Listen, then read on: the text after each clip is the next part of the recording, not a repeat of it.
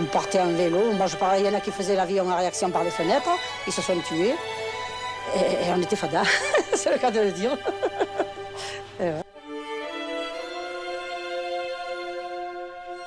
Des objets, comme on dit, des serpents, vous voyez. Mais le plus atroce, c'était le rétrécissement.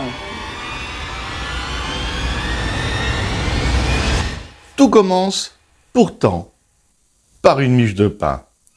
Un village sans histoire, un été trop chaud, une fournée comme tant d'autres. Et soudain, le réel explose. La raison s'éteint, l'humanité s'efface.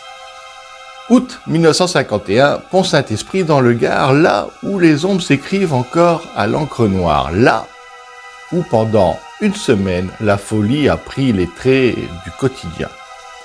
Hallucinations, hurlements, internements, mort. Mais la vraie question n'est pas que s'est-il passé. La vraie question c'est pourquoi personne ne veut que vous le sachiez.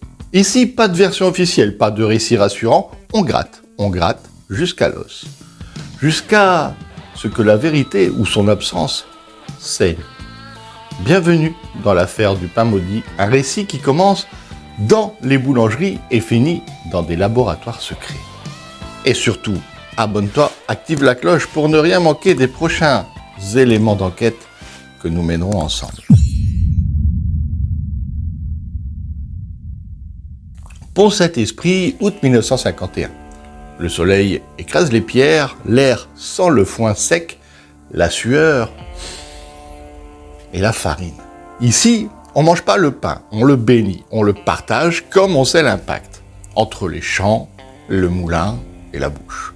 C'est un lien sacré, un fil invisible entre les mains cailleuses du paysan et le silence du foyer. Mais ce fil, cette année-là, va rompre. Et avec lui, tout un monde.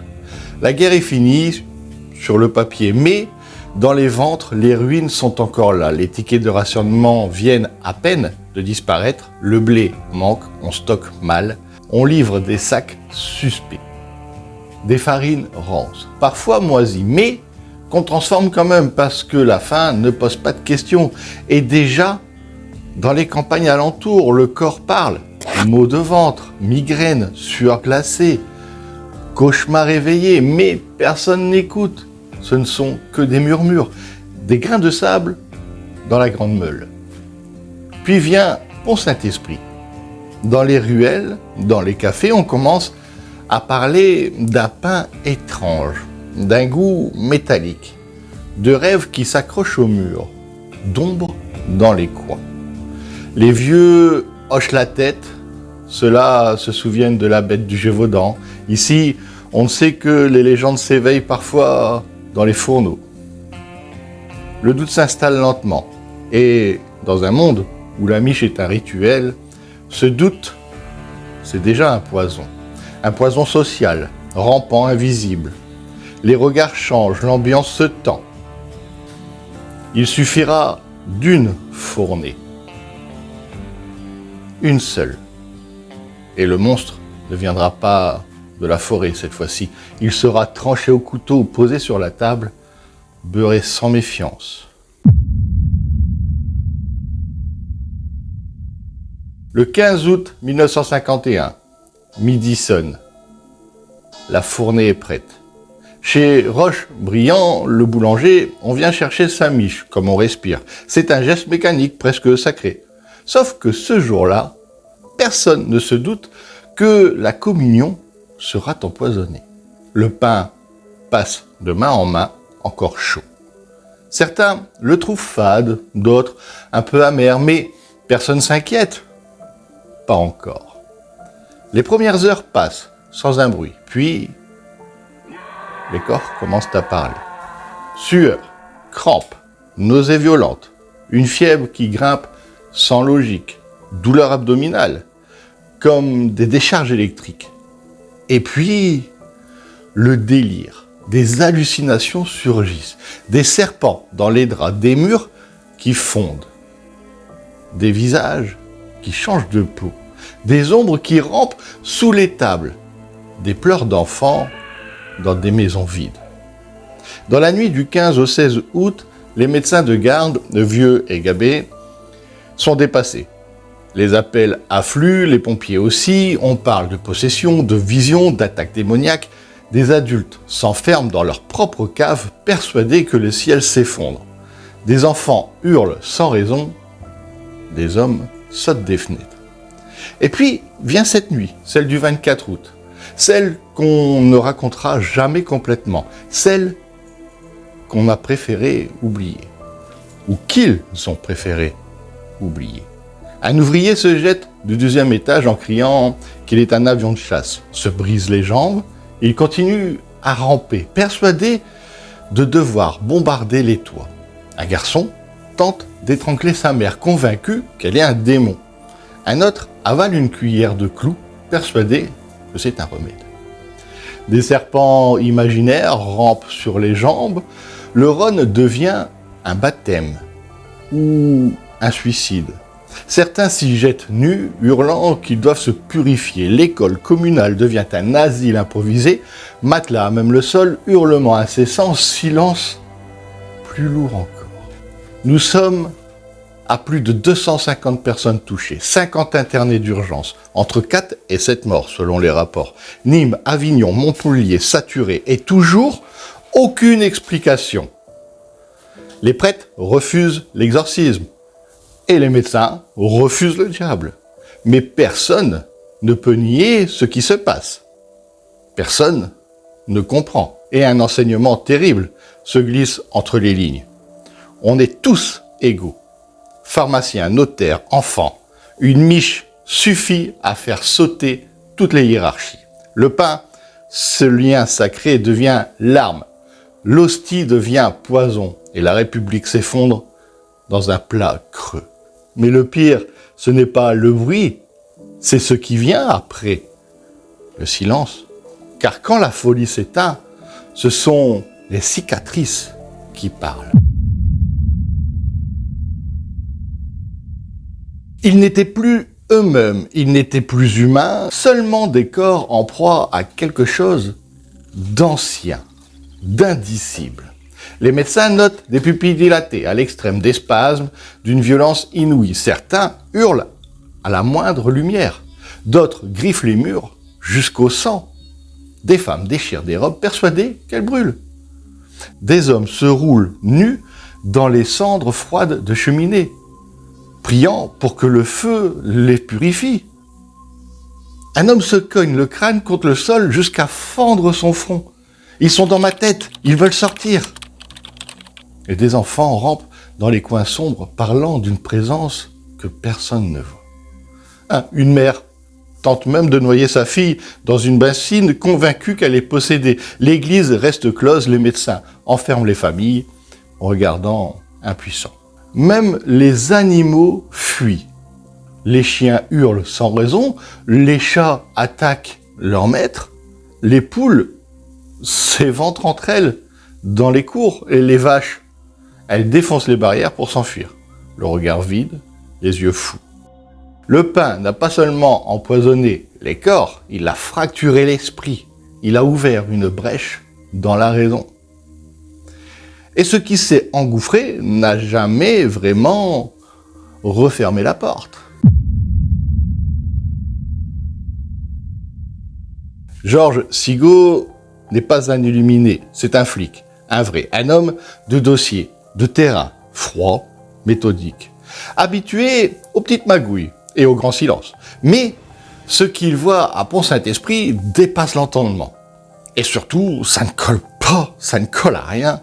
Il débarque dans un village qui a basculé. Des hommes nus dans les rues, des femmes attachées à leur lit. Pour ne pas arracher la peau, les gendarmes débordés, des médecins dépassés. Et un silence. Un silence organisé, presque complice. Sigaud fait ce qu'il sait faire. Il remonte les pistes. Il interroge les meuniers, les livreurs, les sous-préfets. Il demande les bons de livraison. Il consulte les registres de production. Et là, les incohérences s'accumulent. Des sacs de farine venus de plusieurs lots. Des provenances qui ne devraient pas se croiser. Des délais de transport incohérents. Les documents manquent. Il prend des notes, beaucoup. Et très vite, il comprend, ou plutôt, il sent. Il sent quelque chose. Quelque chose est verrouillé. Il demande une analyse indépendante des restes de pain. Refusé. Il tente de faire parler des employés des moulins de la vallée. Il est muté le lendemain. Un pharmacien qui avait conservé un échantillon le jette après une visite imprévue des autorités sanitaires. Et surtout, un mot revient toujours. Le même, murmuré et jamais écrit. Sphinx. Un acronyme peut-être, un nom de code. En tout cas, quelque chose que personne n'ose prononcer à haute voix. Dans son carnet personnel, retrouvé des années plus tard dans les affaires d'un journaliste, aujourd'hui décédé, il écrit « Ce qui s'est passé ici ne révèle pas de l'accident.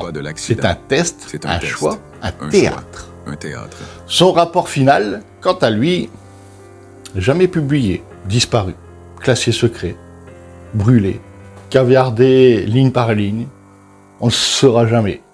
Mais, dans les marges du carnet, entre deux noms raturés, une autre note glace le sang. Certains savaient, ils ont laissé faire. Et si Pont Saint-Esprit n'avait pas été une victime, non, mais un cobaye.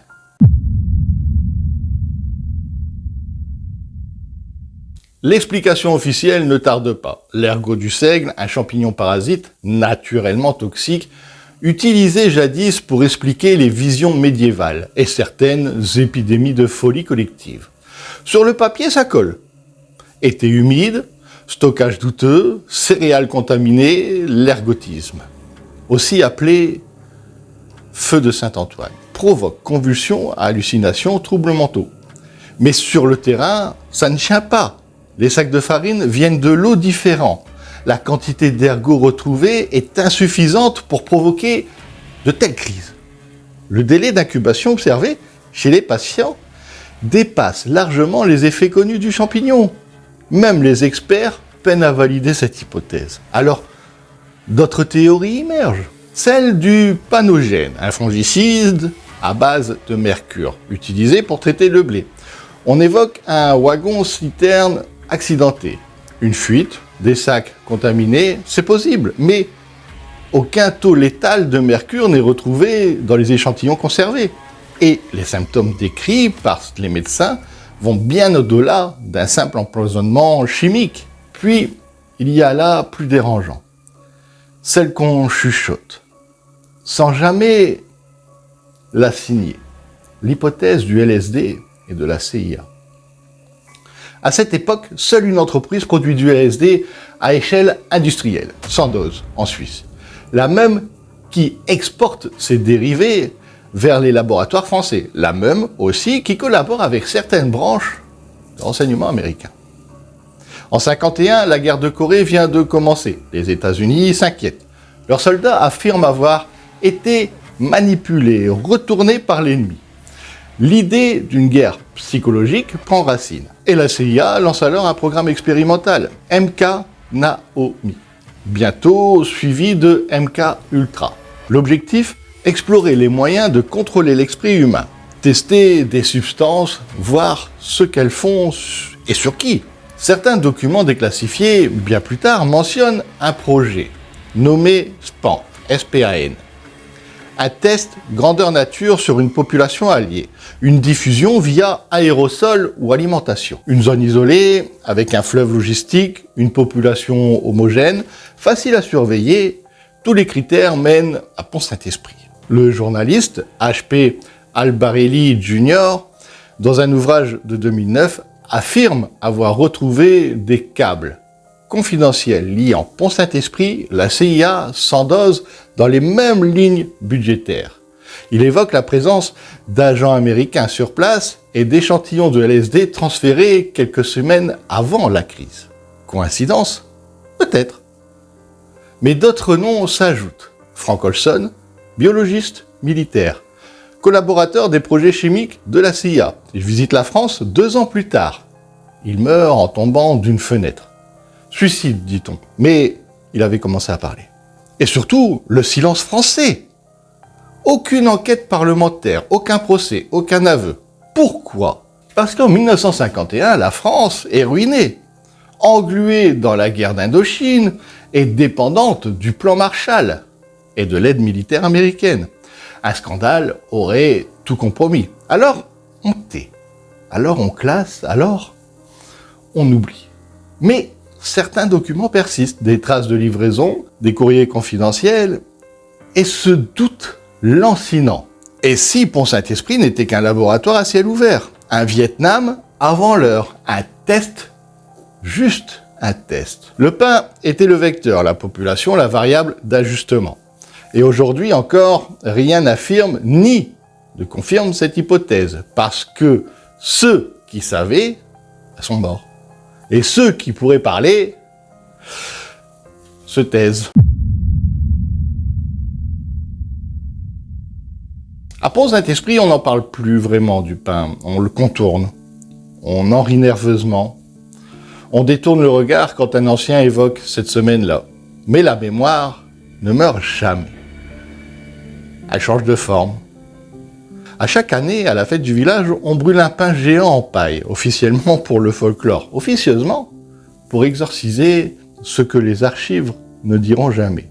Un ex-voto trône encore dans une petite chapelle du coin. Une miche noire craquelée, semblable à un crâne. Elle ne figure sur aucune liste officielle. Dans les familles, les survivants se sont tus, mais leurs enfants ont hérité des cauchemars. Certaines lignées entières ont fui la région, d'autres n'ont jamais quitté leur rideau tiré. Un médecin dira, on ne guérit jamais complètement d'un doute. La mémoire collective ici ne cherche pas la vérité, elle cherche un équilibre, une version vivable. Alors, chacun a créé la sienne. Les uns croient aux champignons, les autres au poison. Certains parlent d'expérimentation secrète, de vengeance divine ou de punition cosmique. Et tous vivent avec. Le silence est devenu un mur, mais aussi un miroir. Il reflète ce que chacun y projette et surtout, il protège. Car parfois, mieux vaut un mythe imparfait qu'une vérité insupportable. Et aujourd'hui, le doute voyage plus vite que le pain. Il circule en vidéo, en trade, en podcast. Chacun se fait enquêteur. Chacun trouve des indices. Chacun bâtit son propre récit. C'est un folklore numérique. C'est notre façon moderne de conjurer l'invisible. Mais une chose est sûre, ce n'est pas la miche qui était maudite, c'est la confiance. Et celle-là, aucune flamme ne l'a encore purifiée.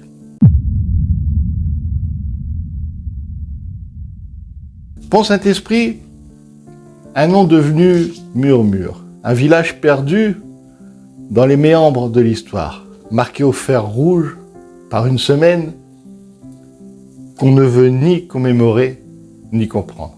Les cris se sont tus, les corps se sont redressés, mais le doute, lui, n'a jamais disparu. Et il s'est glissé dans un silence, dans les regards qui fuient, dans les archives incomplètes, dans les notes qu'on n'a jamais publiées. Un jour, c'était qu'une miche, le lendemain, un enfer, et aujourd'hui, un trou noir dans la mémoire collective. Alors pose-toi la seule vraie question. Si cela arrivait ailleurs, plus loin, plus tard, l'aurait-on su? L'aurait-on cru?